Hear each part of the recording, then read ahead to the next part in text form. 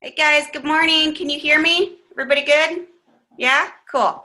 I'm Vanessa. If you guys haven't met me before, I did finally get to meet some of you, a handful of you at Shred Day this past a couple weekends ago, which was exciting. So unfortunately, Miss Janice is out of the office this morning.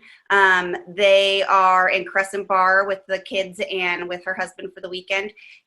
I had configured her hotspot so she could join us, but it looks like she's not getting it up and running this morning. It's not working over where they are, which I had a feeling might happen.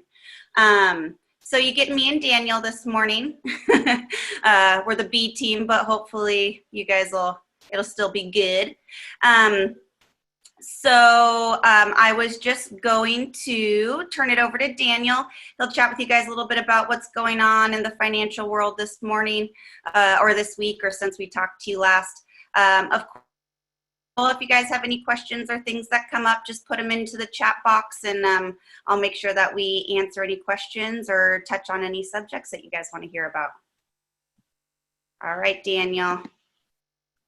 Thanks so much, Vanessa. I would say over the past couple of weeks, with regard to the stock and bond markets, there's been a couple of things that the markets have been focusing on for a while, and then there's a couple of new things.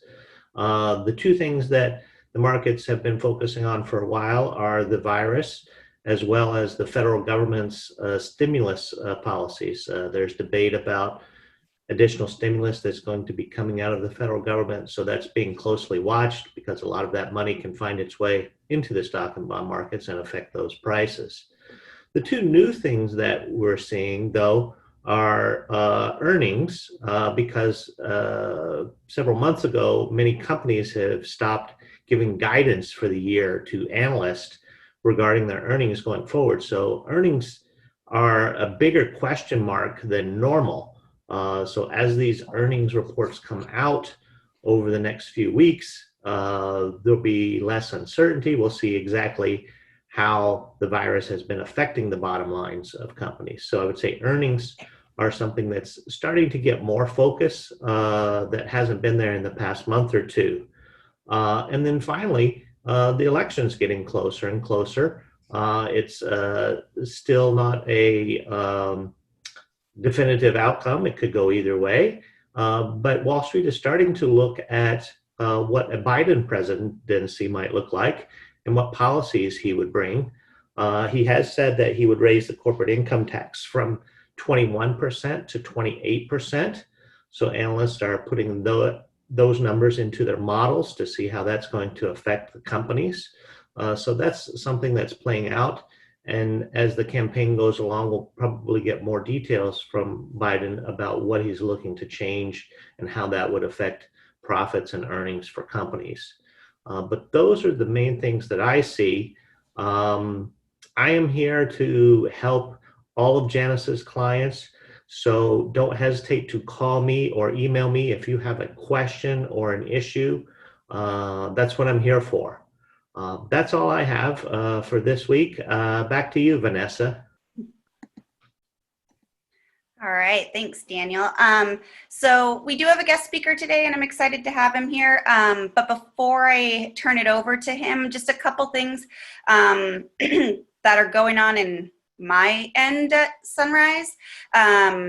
Some of you guys may have already gotten obnoxious emails from me trying to schedule your annual reviews. I'm trying really hard to keep a constant calendar of just people that we've met with. And just so you know, if you're shaking your head that you have not heard from me, I'm trying to do it based on when your policies are set to renew. So you'll likely hear from me in the month before or the month due to renew. Or if I know that you've had a conversation with Janice about like a major life change, or you've been in for multiple meetings in the last couple months, we might go ahead and skip your annual review because we feel like we've already touched on a lot of your current circumstances. So just so you know, or if there is something that you feel like you need to get in to see Janice about, definitely just, let us know and we'll get you in. I am the one trying to manage her schedule right now, but she's a hard lady to get time with. The other thing that Janice did want me to mention is Shred Day was awesome. We had like 180 people come. Some were clients, some were people just in the community. Everybody seemed thrilled to have the opportunity. We had people bringing like truckloads of stuff. Clearly people have been at home and had some time to clean out stuff, so that was exciting. And we are looking forward to doing it again next year. That being said, so we wanted to bring in someone from the medical field or the healthcare field to talk about COVID. However, it's, one, the people working on the front line are extremely busy right now. And also there just seems to be a lot of controversy in the world about the stance people are taking on COVID. So what we decided to do was bring somebody in from more of he's a counselor, Chase Tobergson, who is going to be speaking with us today as a counselor. And we are interested in hearing from him just some of the things like the emotions and the feelings. And, we're all undergoing a very huge change very quickly throughout everything that's been going on, and it's bound to affect everybody differently or similarly. And so we wanted to hear a little bit more things that are going on in the world, and also what can we do to stay sane and still feel happy and fulfilled and still live, great lives. So I'm excited to hear from him. And with that, I'm going to go ahead and turn it over to Chase. Hello, everyone. Let me just fiddle with this a little bit here so that I can, I don't know if I can see like the chat or what that option looks like, but all right. So my name's Chase. I'm a counselor. That's sort of synonymous with therapist, just kind of depends on what word you want to use. I primarily do individual, adult therapy, some couples. I have an office up in Seattle. I have an office down in Burien. I sort of spend my time between the two, so I get a really nice sort of snapshot of the community down in the suburbs, and then also what it's like in sort of the heart of where everything is going on. I also have a background in forensic psychology, so I've worked under a forensic psychologist for a number of years now. That work is primarily in service of the courts. Doesn't have a lot of relation to sort of anything going on now, but just to give you a little bit of my background. We see quite a bit of what's going on from all the different facets right now. I mean, I had a woman put it quite beautifully the other day. She said at the moment it felt as if the mud on the bottom of a pond had been stirred up and it could never quite settle. And she was using that to sort of describe the current difficulty in formulating her thoughts or opinions on what's going on, to even sort of create a cohesive picture in her own mind of the current state of the world. We had the virus and then quarantine, and now we have sort of a half quarantine. We have this big liberal sort of woke movement, right? Activists. And then on the sort of the flip side of that, we have riots and other criminal activities sort of filling that void and using that space for their own goods. We have large movements against the police, right, against a lot of long-term institutions that have sort of become enmeshed within our society. And the effects of these things are really telling. We're getting a lot of depression, a lot of anxiety. And when I say those words, that can carry the full weight of that word all the way to the extreme. And it can be very just light, sort of what you may call symptoms, right? Or signs. It's important to keep in mind that emotions in general are sort of contagious in nature. and contagious doesn't mean it's bad. It can be positive, right? If you're surrounded with optimistic, happy people, that tends to be the attitude that you adopt. You're surrounded with pessimism, a very highly contagious emotion. It tends to seep into our being. The most sort of transmittable emotion or feeling or state is anxiety and fear. And so when we're sort of inundated with that in our daily lives, right, with the news outlets and social media, it's hardly a positive message that you see, depending on which outlets you're following or which people you're following. That is what tends to settle into our body and into our mind. We can only take in really so much information that we consciously are aware of and can sort of put a thought to and articulate, right? About 80% of what hits us is sort of below our level of awareness. And so when we're bombarded with so much information, 20% of that is something that we can figure out and connect the dots and see it or notice how it affects us and our life. And then the other 80% sort of, where does that go? Well, that settles somewhere, right? Whether that expresses itself in worry or vague feelings of hopelessness or sadness, right? Confusion, fatigue, difficulty focusing, difficulty with memory. We're getting a lot of burnout. This is sort of across the fields, right? There's many people who aren't working. There's many people who are still working. There's many people who have transitioned from working somewhere else to working at home. And burnout is very sort of insidious in its nature. It can creep up. And with work, that usually looks like fatigue at home, irritation at home, a sort of loss of the things that we used to enjoy, right? And this can occur not with work, which is usually what people sort of assume is burnout, but you can have compassion burnout, intellectual burnout, interpersonal relations burnout. And so we're getting this with primarily a lot of younger folks at the moment who are they're latched in or hooked into this social media. They're hooked into the media in general.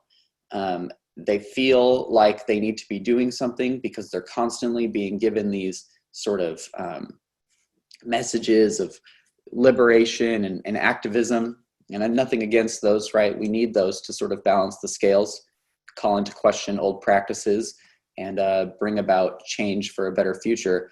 But a lot of people don't know what they can do. And they just feel like they must always be doing something, or they must be making a difference, because that's all they're seeing is apparently everybody working and striving to make a difference. And so, they're doing what they can. They're reblogging, donating money, signing petitions, spreading the message, right? And it's wearing them out, to put it bluntly. And when they're not seeing an immediate change, it's wearing them out. And on the flip side of that, there's people who don't necessarily agree with those messages. And so at the same time, they're feeling a bit persecuted, naturally, right? And so you've got this sort of wave of activism, and it's important to keep in mind that change doesn't occur quickly, typically, and change occurs on different timelines. So, a change in one area of your life within a week may seem drastic and amazing. A change within a month, less so. A change within a year, even less so. But some things, like very complex systems, a change timeline should look a little bit longer, right, for meaningful, significant change. By the way, let me just pause for a moment. If anybody has questions or something that they would like to address about the current climate, whether that's the virus, quarantine, work life, activism, anything of that nature. I actually want to chime in for a second. I think you touched on a few really interesting things. you mentioned burnout and fatigue, and how some of that can kind of start to accumulate, and it can actually come to a physical way, like literally just processing all this information because it's coming at us at such a insane rate with social media and all of these media outlets. It can actually physically exhaust us and start to hinder other portions of our life. And I think that that's really interesting because you don't necessarily like equate the two Right. naturally. You don't see that. And so I guess I'm wondering, do you have any thoughts or recommendations for like kind of taking a individual inventory, like an introspective inventory on yourself to kind of acknowledge like, hey, what did I do today that has like, why am I so grumpy today? Like, or why am I feeling so defeated today? Like, do I need maybe, like just for example, myself, I go through periods of time where I delete all social media off my phone. I don't like make a big thing about like, I'm not going to be on social media anymore, but I'll just make it so that like, I can't scroll through and see all this stuff unless I sit down and I'm at a desktop, which is, a tenth of the amount of time that I have a phone in my hand. So just anyway, things that people can do to kind of take a mental inventory of what they've got going on and how it might be affecting their feelings. Yes, you hit the nail on the head there. The social media is the perfect example. Really what leads to these feelings of fatigue, right, in all aspects of life, in your thinking, in your body, and in your relationships. It's really a sort of frequency of where our attention goes. So our attention is essentially our energy.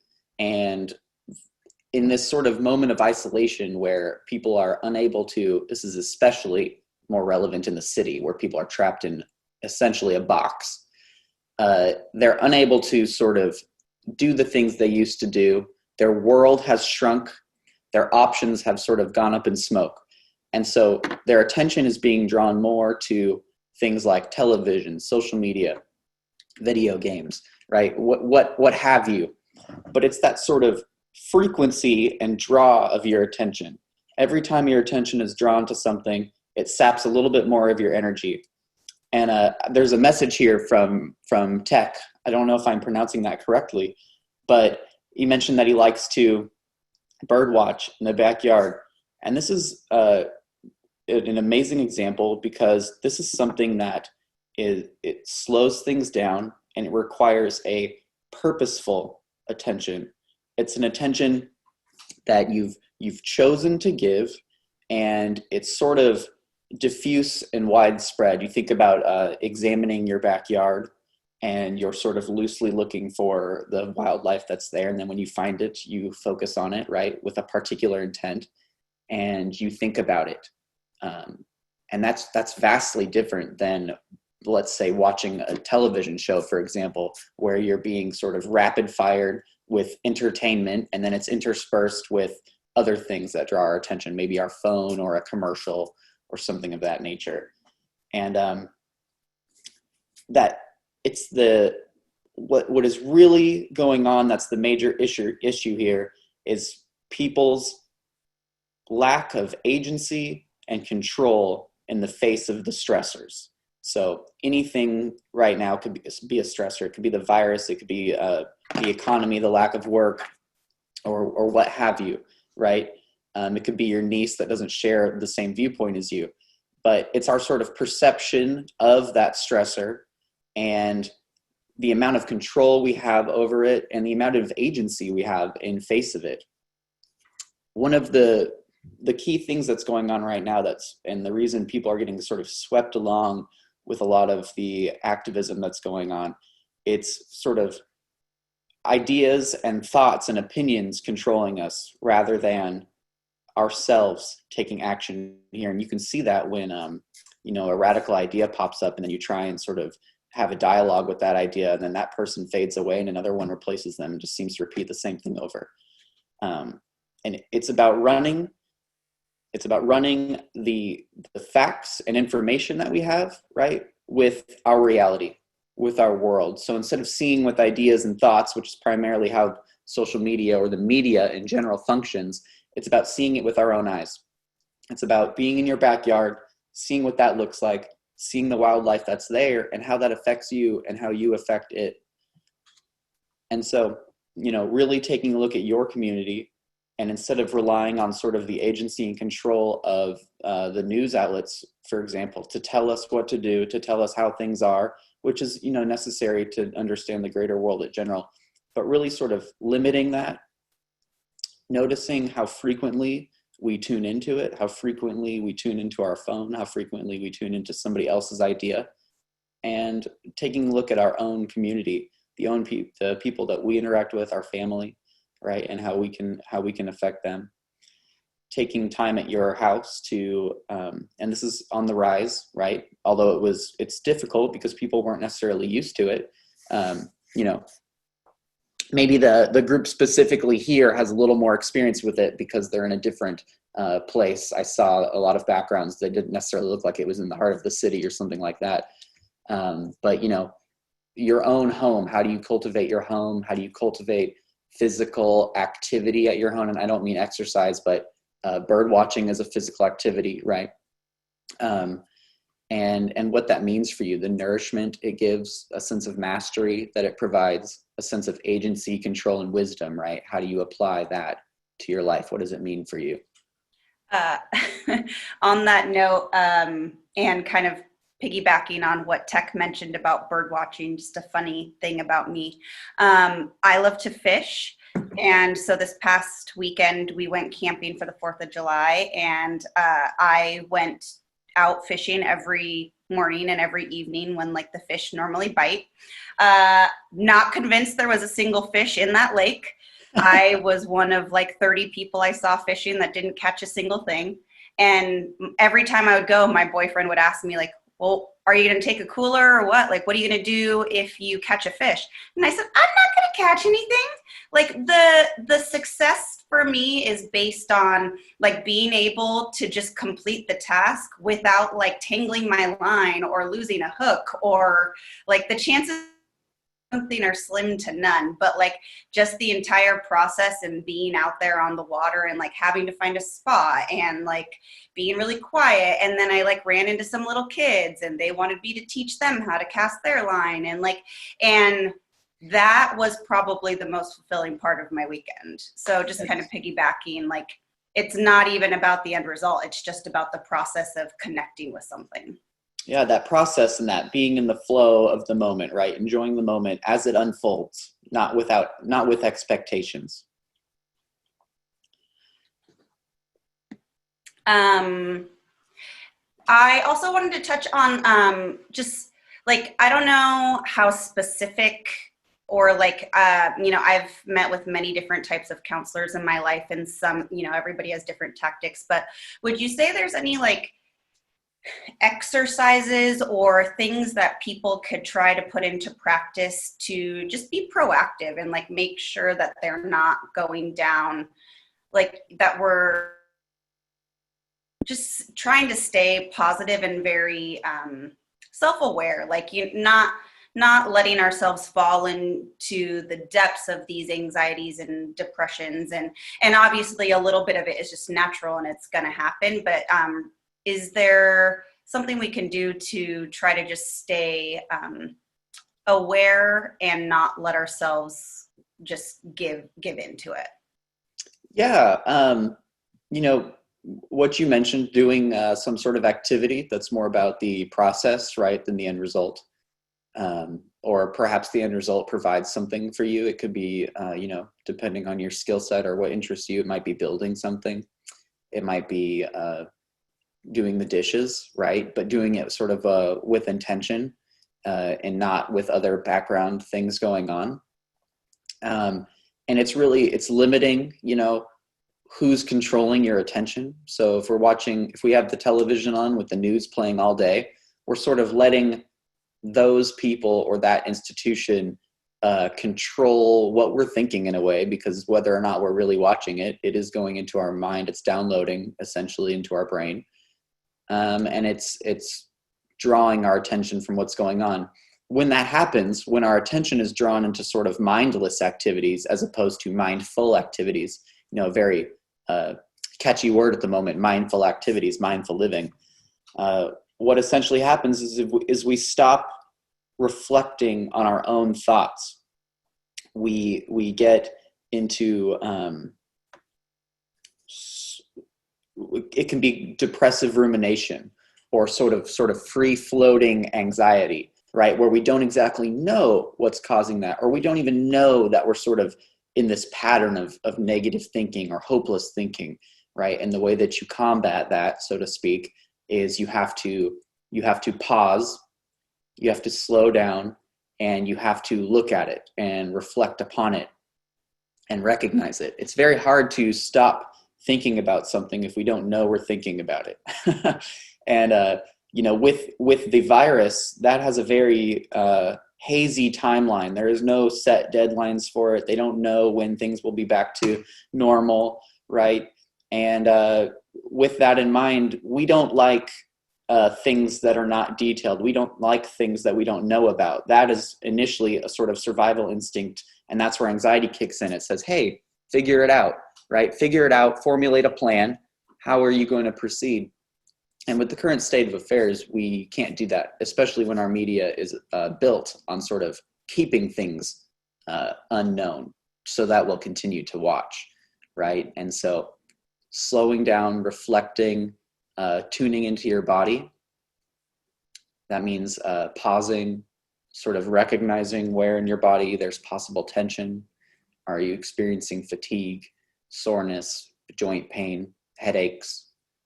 Is it difficult to focus or think, right? And so those are the cues.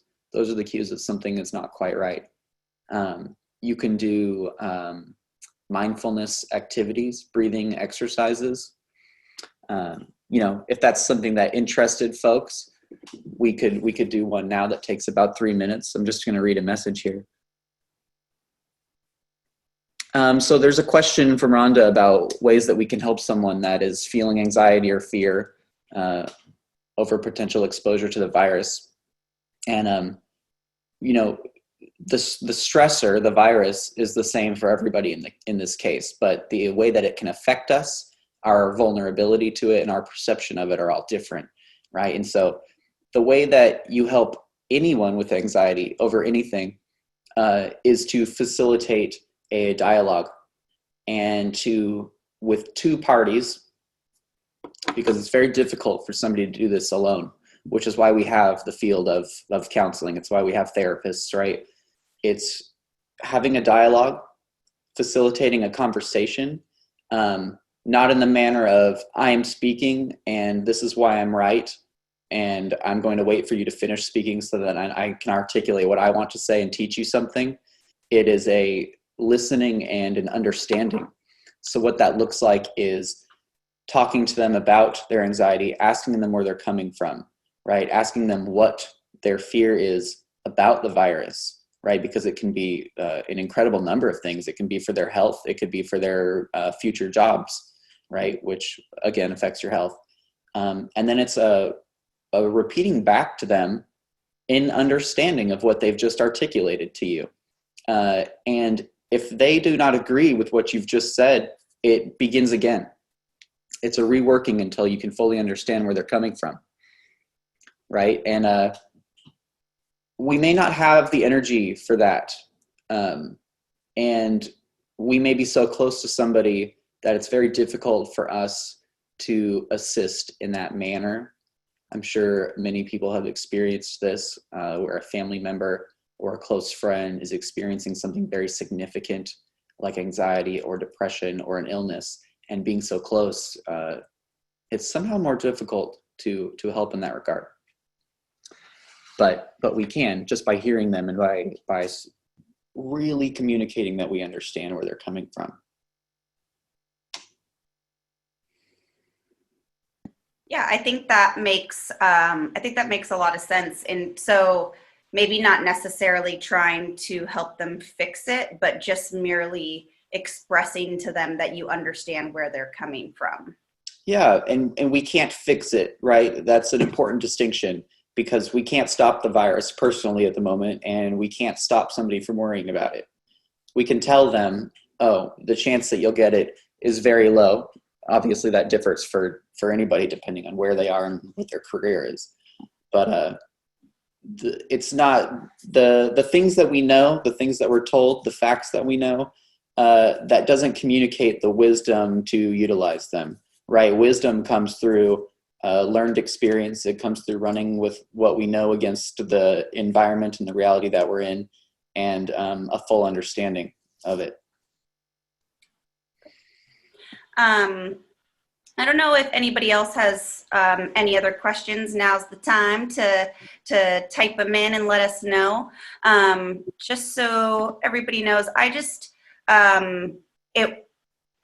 wanted to have someone come in from this kind of viewpoint, only because, like I said, I know that we've all had our lives completely uprooted and thrown around the last few months. And even within my own life with my family, you know, and the rules of communication and especially interaction have been changing every week. Like every time I go to my grandparents' house, it's like, do I come in? Do I not come in? Do I stand in the driveway? You're going to throw me the thing I came to pick up. Oh, I'm dropping off the food. Oh, I'm allowed to come in and eat with you. It's changing every day. Like we're all just going through this and trying to figure it out together. And, you know, I know that me personally, and, you know, I've spoken with Janice and the rest of the team here, there's just like so much anxiety and confusion, and sometimes like hostility, and sometimes it's like sadness. And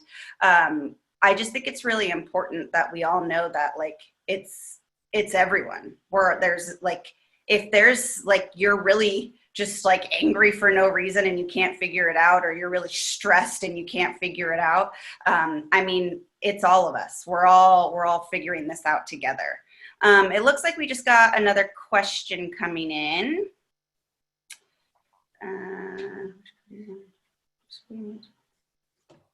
Yeah, so this is from the Delgados, and this is about how having a conversation with somebody that disagrees with you on major topics, right? And about how that conversation was fulfilling. And this is important to remember right now, because things are so black and white at the moment, right? Apparently, if you were to perceive the world through the media, right? Whether that's social media or the news. And that is because black and white is very easy to regurgitate in times of stress and anxiety. It's very easy to latch onto and think that impacts you positively. When in reality, nothing is black and white. Things are very complicated, right? Things are very complex and multifaceted. It's easy to deconstruct something, look at the parts, say this part is wrong, so the whole thing is wrong. It's very difficult to build something, right? And so these conversations that you have with people where you may disagree on topics, it's important to remember that just because you disagree with one part of that person, it doesn't take away that person's humanity. It doesn't mean that person isn't loving and kind and caring to their family, right? And it doesn't mean you shouldn't be friends with that person. Sonia mentioned that she would like to see the breathing exercise I spoke about. We could definitely do that. It takes 3 minutes, right? Do people have an interest in that, or should I just maybe communicate what it is? Why don't I'll go ahead and like wrap up the majority of the meeting. Sure. Now that we've opened it up for questions, and then whoever's interested in hanging out for another 3 minutes and learning a breathing exercise is, but we also won't be offended if this is when you choose to log out. Yes, yeah, definitely. That being said, I think that, I mean, like I said, that was just really my goal, is to just, you know, give everybody a resource. Of course, if you guys want to know more about Chase and get his contact information, actually, I'm just going to put it in Chase, would you mind typing it into the chat box really quickly? Yep. You probably know it by heart, whereas I'll have to look it up. And yeah, I just wanted everybody to know that, you know, we're all in this together trying to figure it out. And if you're feeling, you know, weird or out of place or something just doesn't feel right, it's pretty normal for all of us in this weird time. Also, just so you guys know, Janice, as you probably know, is she's a pretty big health nut.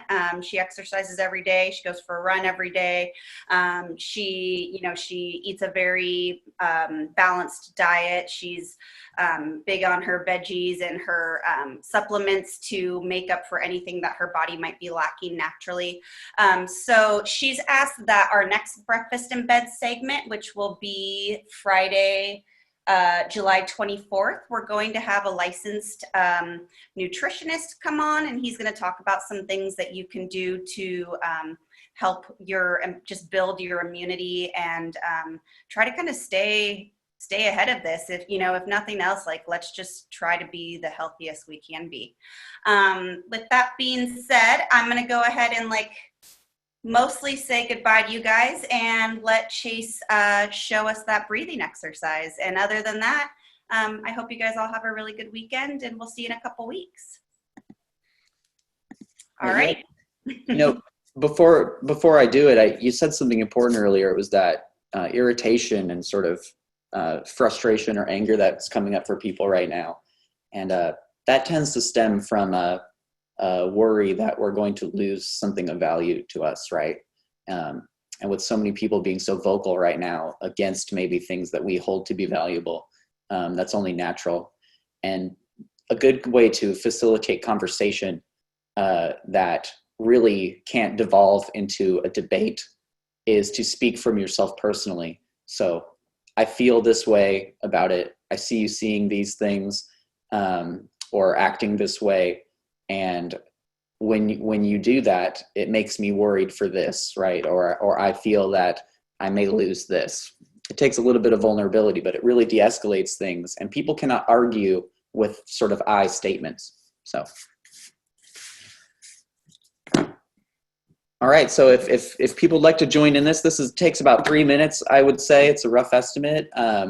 It's sort of a attention exercise is what I like to think of it as.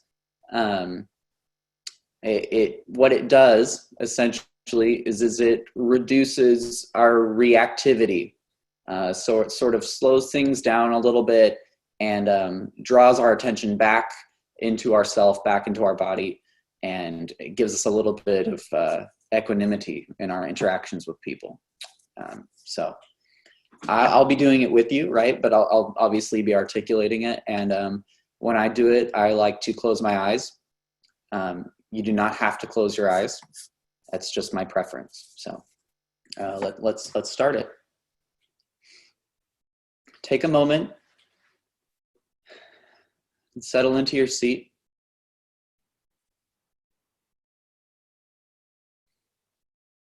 Pay attention to where your body connects with where you're sitting, and take a couple of slow, deep breaths.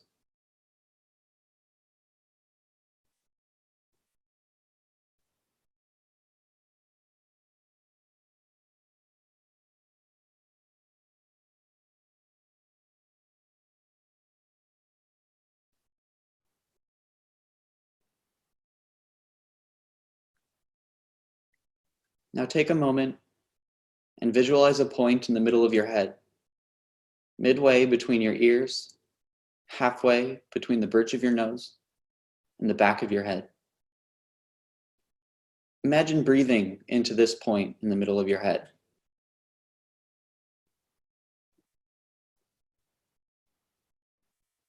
And imagine breathing out from this point.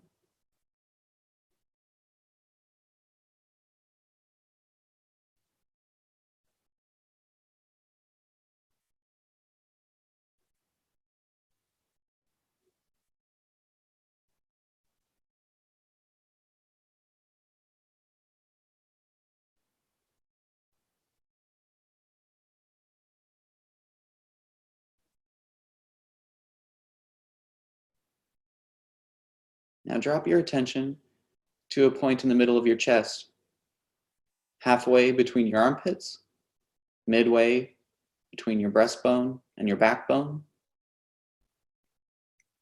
Imagine breathing into this point and breathing out from this point in the middle of your chest.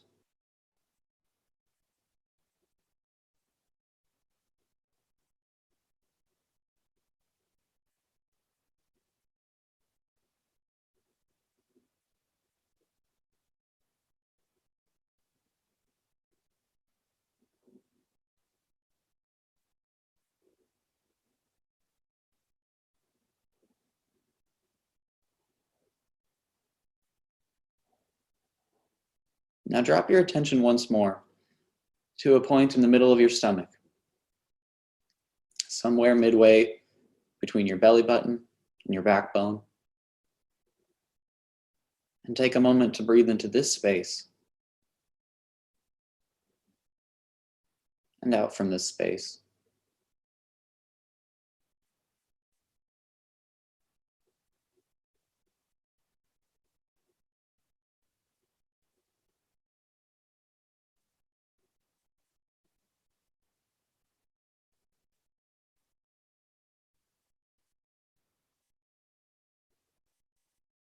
Now visualize connecting all 3 points, the point in the middle of your head, the point in the middle of your chest, the point in the middle of your belly. Breathe into all 3 points and out from all 3 points.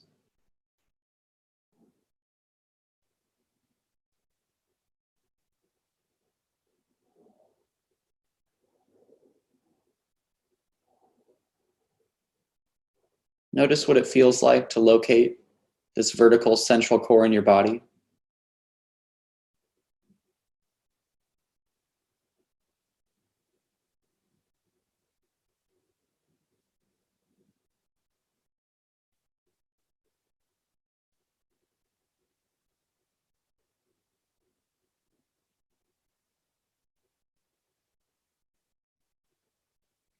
When you're ready, you may return your attention back to the room. Open your eyes, move your hands.